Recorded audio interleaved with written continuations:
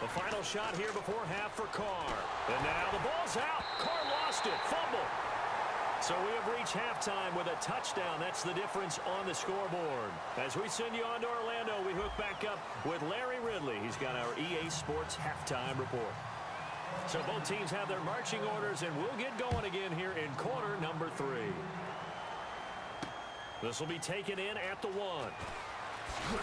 And he'll bring it a few past the 20 to the 23-yard line. Out comes the New England offense to see what they can do this time. They have the lead. Now they'll be looking to extend that lead. And this is where I enjoy talking about one of my favorite subjects, tendency breakers, or counters as I also like to call them. You've done things in a certain way in the first half, and they've had the ability to see what you've done. They're going to make their adjustments. So guess what? You adjust yourself and try and stay ahead of the pace because you are looking for some separation in this ball game. The adjustment to the adjustment. Without a doubt. Show them one thing, hit them with something else. 17 yards on the pickup there. The drive will continue. It's a first down. And there's a completion to the tight end. And look at the size of these players nowadays. At that spot, 6'4", 6'5", and up. A lot of guys used to be basketball players, somehow came back to football. That's really good for the game of football. You're getting better athleticism, great hand-eye coordination, guys who know how to control their bodies when they run their routes. And defensively, they were in zone coverage there. Do you have to be a little careful? You're losing playing against a good quarterback like he is to not play too much zone? Yeah, you have to be careful about how much time you're giving up. I think it's a good point you just brought up. So maybe if you still want to play zone, you go to a zone blitz scheme. And you can drop anyone out of your defensive front, defensive end, defensive tackle. It doesn't matter. You just exchange someone to bring more pressure towards the quarterback and still try and cover downfield. Carr now on first down. Caught. It's Cruz left side. And they'll be inside the 25 now at the 24. A gain of 6 there on first.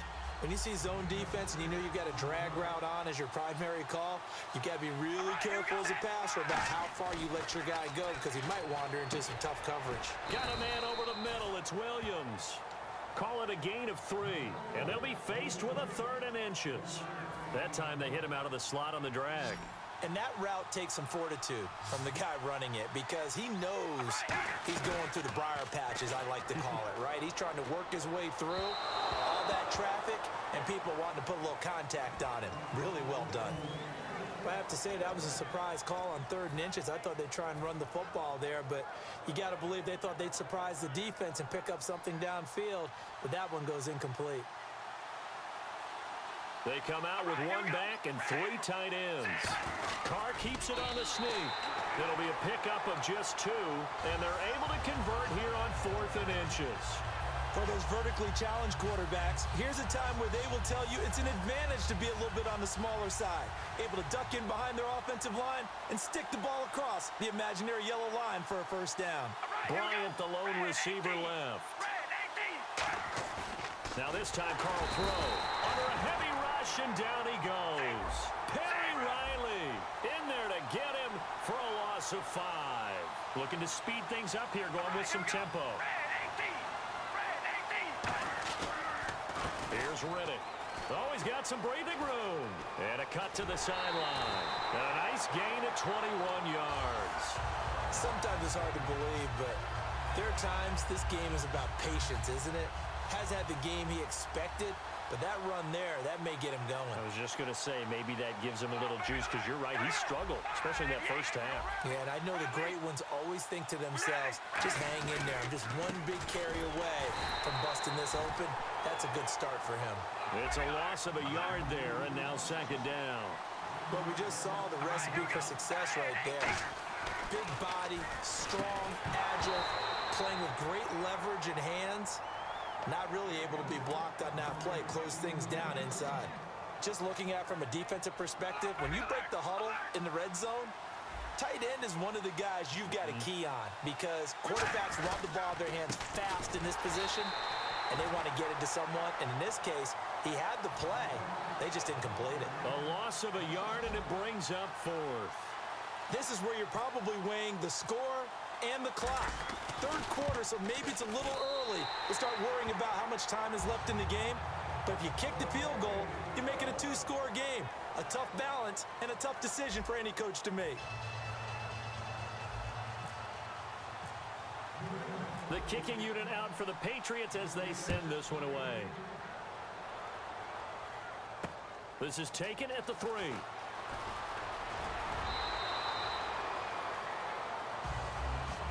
The Patriots offense now, they work their way back onto the field. Last time they were out, they scored. Still trailing here, though, so some work to do. But it's okay in terms of mindset. Because they scored the last time, they're not quite as worried about being down on the scoreboard because now their confidence is a little bit higher. They feel like they got something going, and they feel like they can attack again and put more points on the board. Are you scoreboard watching if you're the offense, or are you just focused on this drive? We wouldn't be telling the truth if we said that they didn't scoreboard watch. Everyone does it to some extent. But you've got to set it aside right now and just focus on this series. That'll take care of the scoreboard if they punch it into the end zone.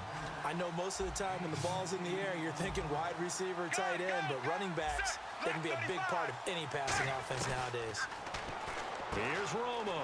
Out to the flat. That's complete to his running back. And he will have a first down as they get him to the ground at the 37.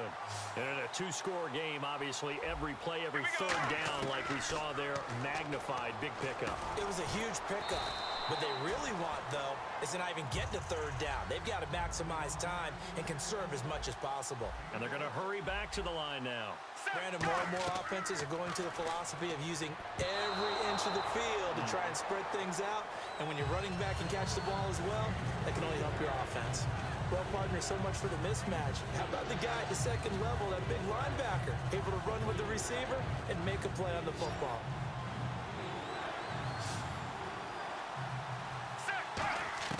To the air again, Romo. And he's able to find Diggs. That one good for 16, and the drive will continue. He's such a good route runner. Shows it there on third down. Very proficient and a good pass. And you know what I've observed over the years in the NFL? The better a route runner you are, the more confidence your guy's going to have in you to go to you in important times because he can trust you being in the right spot, and they connected there and picked up a first down. Romo now to throw. This will be caught at the 2. And he'll take it into the end zone for a Patriot touchdown. Stephon Diggs, 27 yards. And the Patriots are back within a score. Point after here coming up. And he's got him back within a field goal now. It's 16-13. Is the kickoff unit as they run up and send this one away. And no return on this one as the fair catch is signaled for and taken. And now out come the Patriots. And they had 3 points last time, but they didn't want 3 points because they were well within range of scoring a touchdown. We'll see if they can do better now. I'm with you on that one. Let's just go ahead and be frank about the whole thing. The only one happy about the 3 points. The kicker. Exactly. He put it through the post. That's going to help him in contract time. But that offense, they're thinking, let's get in the end zone this time. I don't know if that helped him at contract time. You could have kicked that one through. I don't know about that. Toe bash. I don't know about that. Toe bashed it. Super tough. On second down, here's Carr. Time for a break. And that one got tipped. Kind of threw everything off. It brings up third.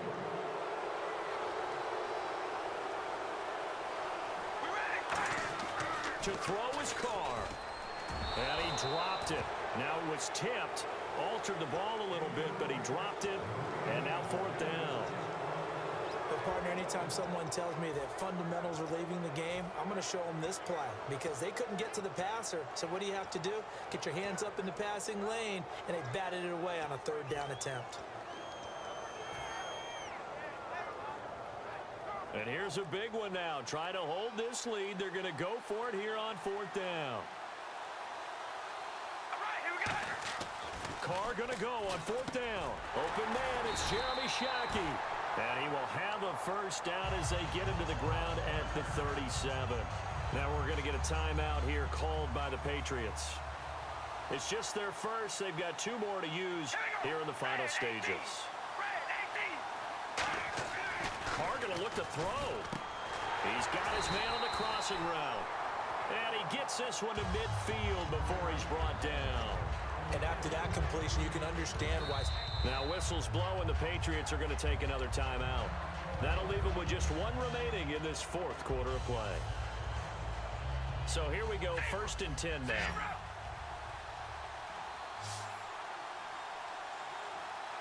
Bryant spread out to the right.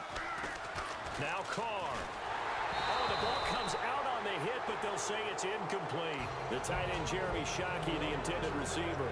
And that'll bring up 2nd down. The good signal callers would never go back in the huddle and play the blame game because they need those guys to protect him. But on that last one, his offensive line, they lost their leverage very quickly, and that's why they were able to get to him and hit him as he tried to throw the football and force an incompletion. Rolling to his right. And hauled in by Pitta. And he goes down, but not before getting this inside the 25. We talk about mobility on quarterbacks all the time. Here's where it really pays off. Able to move, evade, and is accurate throwing on the run and picking up the 1st down. Carr. He couldn't quite hold it. Got hit. Ball pops out. Incomplete. I know tight ends love this route because a lot of times they'll fake a block first and get a little bit of space and then come across the middle because in their mind, they're thinking catch the ball and then drop the hammer on the little guys in the secondary. Unable to drop the hammer, he just dropped the pass. That's caught by his tight end, Shockey. Now hang on here. Timeout called by the defense. It'll be their 3rd and final timeout, so as they talk things over, we'll step aside.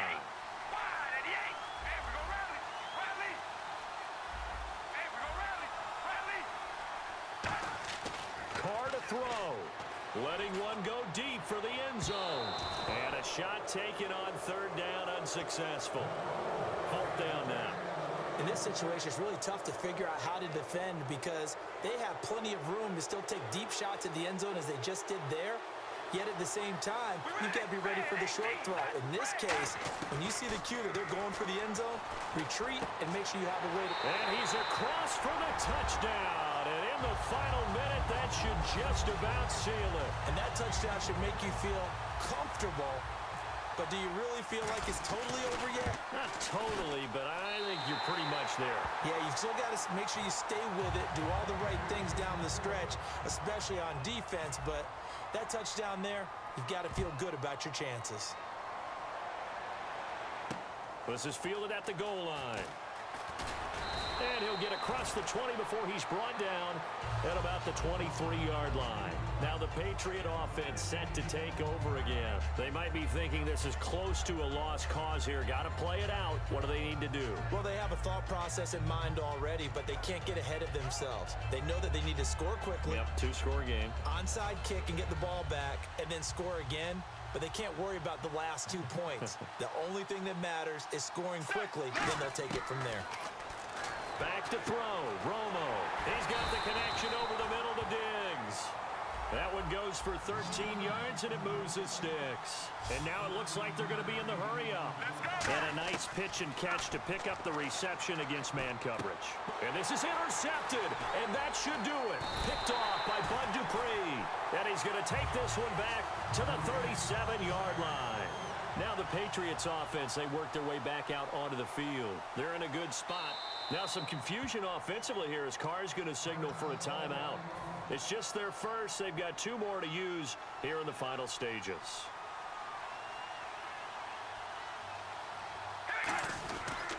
On the ground, it's Riddick. And running room scarce here. He's going to be stopped in his tracks at the line of scrimmage. In on the stop, it's Tahir Whitehead.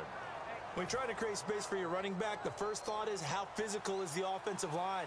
Sometimes it's just positioning. On that play, it didn't matter about positioning or being physical. The defensive front, they out-leveraged them and won the battle. Here's Carr. He's going to loft one deep left side here.